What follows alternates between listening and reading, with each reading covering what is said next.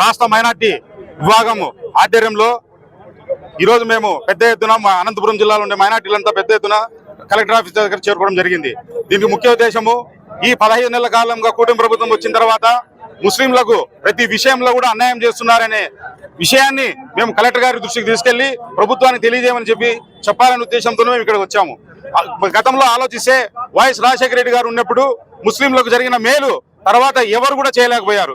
ముస్లింలకు గతంలో వైఎస్ రాజశేఖర రెడ్డి గారు ఇచ్చిన 5% రిజర్వేషన్ తో మైనార్టీల పిల్లలు ఎంతో మంది చదువుకొని జీవితాలను బాగుపడినారు. అదేవిధంగా జగన్మోహన్ రెడ్డి గారు ముఖ్యమంత్రి అయిన తర్వాత ముస్లింలకు నేను ఉన్నానని చెప్పి భరోసా ఇచ్చిన నాయకుడు వైఎస్ జగన్మోహన్ రెడ్డి గారు.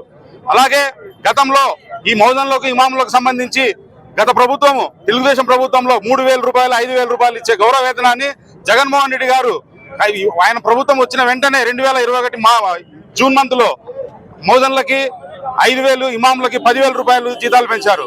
కానీ ఈ కూటమి ప్రభుత్వం ఏర్పడిన తర్వాత గత 11 నెలలుగా వాళ్ళకి ఎటువంటి గౌరవ వేతనం ఇవ్వకుండా ఇబ్బంది గురి చేస్తుంది ఈ కూటమి ప్రభుత్వం. అందుకే మేము ఈరోజు చంద్రబాబు గారిని ప్రశ్నించాలనే ఉద్దేశంతోనే కలెక్టర్ గారికి రిప్రజెంటేషన్ ఇస్తున్నాము.